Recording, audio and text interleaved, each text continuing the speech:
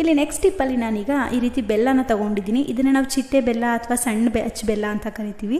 ನೀವು ಯಾವ ಬೆಲ್ಲನಾದರೂ ತೊಗೊಳ್ಳಿ, ಕಪ್ಪು ಬೆಲ್ಲ ಸಿಕ್ಕಿದ್ರೆ ಇನ್ನೂ ಒಳ್ಳೆಯದು. ನಮ್ಮ ಮನೇಲಿ ಕಪ್ಪು ಬೆಲ್ಲ ಇರಲಿಲ್ಲ, ಹಾಗಾಗಿ ಈ ಬೆಲ್ಲನೇ ಈ ರೀತಿಯಾಗಿ ತುರಿದಿಟ್ಕೊಳ್ತಾ ಇದ್ದೀನಿ. ಇದಕ್ಕೆ ಈಗ ಅರ್ಧ ಸ್ಪೂನ್ ಆಗುವಷ್ಟು ಅರಿಶಿನ ಪುಡಿನ ಹಾಕ್ಕೊಳ್ಬೇಕು. ಯಾವುದಾದ್ರೂ ಅರಿಶಿನ ಪುಡಿ ಹಾಕೊಬೋದು, ಅಂದರೆ ಆದಷ್ಟು ಸ್ವಲ್ಪ ಪ್ಯೂರಾಗಿರುವಂಥ ಅರಿಶಿನ ಪುಡಿನೇ ಉಪಯೋಗಿಸ್ಕೊಳ್ಳಿ.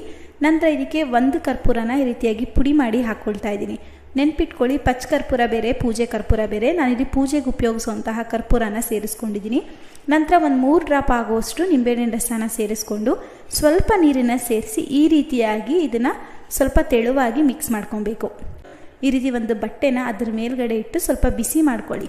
ತುಂಬ ಜಾಸ್ತಿ ಬಿಸಿ ಆಗಬಾರ್ದು. ನಾನು ಸ್ಟವ್ನ ಲೋ ಫ್ಲೇಮಲ್ಲಿ ಇಟ್ಕೊಂಡು ಈ ಬಟ್ಟೆನ ಇದ್ರ ಮೇಲ್ಗಡೆ ಹಾಗೆ ಬಿಟ್ಬಿಡ್ತೀನಿ.